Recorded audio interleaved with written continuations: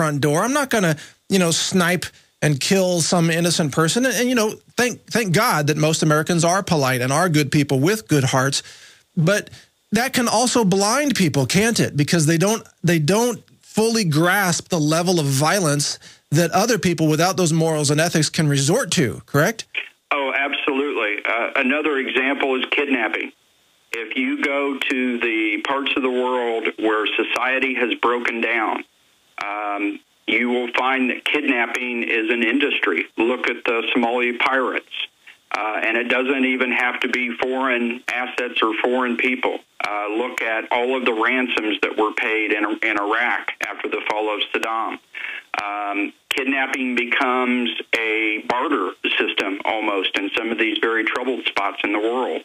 And yet, when I talk to preppers and I say, okay, how are you going to get food? Oh, well, there's an orchard. We're going to send the kids out. There's an apple orchard, and we're going to collect apples. Oh, yeah? If your kids go out and they're not protected, they're at risk. And what would you give to get your child back? Right. Well, I'm glad you're pointing these things out, although it's horrifying to consider these possible scenarios. Let me ask you one more scenario, though, and then we'll go to the callers who are waiting to ask you questions. Let's say that you've got a ranch out in the country with 3 or 4 well-armed individuals who are brandishing their firearms. They're doing patrols. They appear to be well protected. How would you and a small team of bad guys assess and try to attack that situation? Well, obviously the first choice would be to try to pull them out, some sort of, not a diversion, but some sort of bait to pull them out. If they're experienced and they maybe have read some of the books, they wouldn't fall for that. So then you're into a situation where you do, again, what I call an enveloping attack. You fake an attack at one direction. Your major force hits the area from a secondary direction. Works every time. And you've seen this, you've experienced this in person, or you've talked to soldiers who have done this in person, or?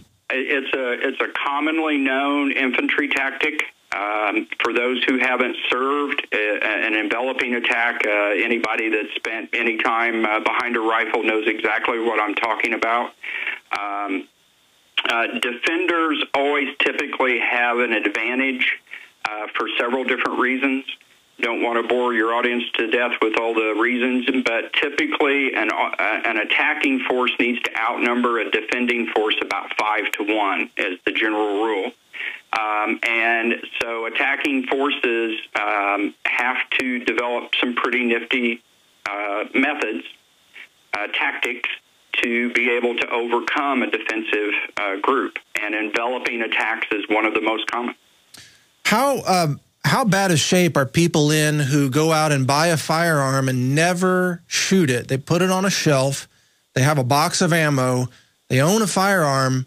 But again, they've never used it. They think they're protected. I mean, how bad a shape are they in tactically? Well, it's on a scale of 1 to 10, the person who has no firearm, no intent at all of defending themselves is at the lower end of the scale. Obviously, someone who has a firearm, even if they've had no practice with it, is a little bit better, but almost as bad as not having a weapon at all. There is fear, there is adrenaline, there is confusion in a situation when you are attacked. I always tell my students when I get very scared, and I have been very scared, I hide behind my weapon. And it's just natural human instinct to do that. So I always tell people, you don't have to be a competitive shooter. You don't have to go out and spend thousands and thousands of dollars. You don't have to be like me. I shoot 2,000 or 3,000 rounds a month. I also have to reload my own ammunition. We shoot so much. But you don't have to do that. Get some training, go to a class, buy a book, go to a range a couple of times, learn the basics of your firearm. There are just an infinite number of good sources of training and materials out there. All right, good advice from Joe Nobody, the author of all these books that we've been talking about. I also want to mention, too, that, some people hear this in the wrong context. They think it's, these lone wolf Rambo types who are going to, destroy law and order. No, these are the guys who are actually going to be assisting local sheriffs and local deputies in reestablishing law and order, in my experience. I mean, to keep the roads safe, to keep the looters out of people's homes and out of communities. I mean, would you agree with that, Joe, that these are really the law-abiding citizens who want to reestablish law? Oh, absolutely. And the fewer homes that your local sheriff's department, your local law enforcement has to worry about, the fewer folks who are in a situation of desperation, the more they can focus their limited resources on helping the people that maybe didn't prepare or maybe in a worse situation. Exactly. Well said. We're going to go to some callers now who I'm sure have some interesting questions for you and perhaps your childhood. Going to Candace in Tennessee. You're on the air. Go ahead with your question, please. Can you hear us, Candace? Yes. Can you hear me? Yeah, go ahead. You're on the air. Oh, okay. I just had a question for Joe. I'm a mother of 3 small children, and I was just wondering what his advice would be on preparing and surviving a collapse with having small children. Well, Candace, I appreciate you calling in. Small children present a unique problem for preppers. And it's more than just food and clothing. There is a noise discipline issue. If I'm a bad guy, if things aren't going very well, occupying the children, keeping them quiet as much as possible. I have had small children myself. I know that's not always maybe something you can control. But noise discipline with kids especially becomes important because a bad guy is going to be listening.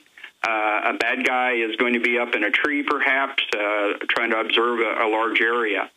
The best method I have seen for that is if you can limit the visibility into your backyard, into the area where the children, you've got to let them outside. They've got to get outside to play every now and then, that sort of thing. Try to limit the visibility, and especially at night, try to keep them as quiet as possible. That's good information, Joe. You cover some of that in your teaching material. I like the fact that you recommend things like planting trees, planting bushes, using round bales of hay, like we have in Texas and throughout much of the country. The big round bales, they can block fields of view and help protect areas that you need to keep safe. Let's go on to another caller, Michelle from South Carolina. You're on the air with Joe Nobody. Hello. Hi. My question is about protecting a garden. We recently moved to South Carolina into a rental, and we're going to put in a fairly large garden. Our backyard is about 2 acres, I guess. And we have it staked out in the middle of the yard because that gets the best sun. I'm wondering, it is kind of out in the open. All the houses around us can see it. I'm wondering, how can we protect that if need be? Good question. Well, there are a couple of different methods, and again, thank you for your question. There are a couple of different methods that I recommend in the book. The blocking visibility, clear visibility, is one of the critical elements of hiding in plain sight. There are, for example, you can buy a very large Army surplus camouflage net and string it up between 2 trees, or string it up, between 2 light poles, or some method of getting it up in the air. And yes, it may look odd that there's a net hanging there. I don't know your neighborhood or your community, but any way that you can block visibility. I, as a rogue, starving, desperate soul, am not going to come after something I can't see. And that's such a key part of preparing, hiding in plain sight. Good answers there, Joe. Did you have a follow-up question, Michelle? Actually, yeah, I did. Real quick. I'm wondering, where is the best place to put my food supply? I do have a room off the garage, which anybody will look in. I'm wondering, should I put it up in the attic or? Well, it's going to get hot up there. What do you say, Joe? Yeah. For my home personally, we keep our emergency food supply in Tupperware bins. And for my home personally, they're going in one of the bathtubs. And the reason why for that is typically a bathroom has less windows in it than other parts of the home. I like the bathtub storage, if you will, for a variety of different reasons. And so our plan has always been we fill up the bathtubs with water if we think an event's going to occur, like a hurricane. We live in hurricane country. As soon as the first bathtub on the internal bathroom is empty, then the food storage goes in there. A central part of the house is the most important part. All right, so yeah, people can't get in and out very easily. Makes complete sense. We've got another caller, Dave from Pennsylvania. You're on the air with Joe Nobody. Go ahead, please. Dave, are you there? Okay, I think we've lost Dave. Let's go to Daryl in Texas. Daryl, you're on the air. Go ahead. Good evening, gentlemen, or good afternoon. I have a couple questions. First, I guess, in a situation like that, is it this case that you would really never be able to stay put on any type of land that you had or acreage, and you would be best mobile? I guess my question is, what is the best way, highest survivability to approach such a event like that? And maybe any books that you have you could recommend. And one final thing is, how do we take steps to put this thing together, help the local sheriffs and that sort of thing, and sort of foster that type of thing? Okay, see if I can take those one at a time. I always stress to people, both in the books and when I'm doing this in person, that population density is a critical factor on bug in versus bug out, is what the prepper community kind of refers to that. Bug in is I'm going to shelter in place, I'm battening down the hatches, I'm in the Alamo. Bug out is I have an alternate retreat, a cousin's home in the country, a favorite campsite to tow my RV to, whatever. And so a critical part of any preparer's decision on that, and we all struggle with that decision. No one wants to leave their home. But if you're in an area where there is a heavy population density, a major city, even a middle-sized city, it's very difficult to think that you're going to hold your home, hold your ground, as we say, for an extended period of time. People will be the problem. And so that's, you ask if it's possible at all. Yes, it is. In a rural community with good preps, you can be very, very hard to push off of your land. So then the second question is, I hope I answered the first, is any books that we would recommend. There are other than my books that I've written, there are a variety of Army manuals that are out there.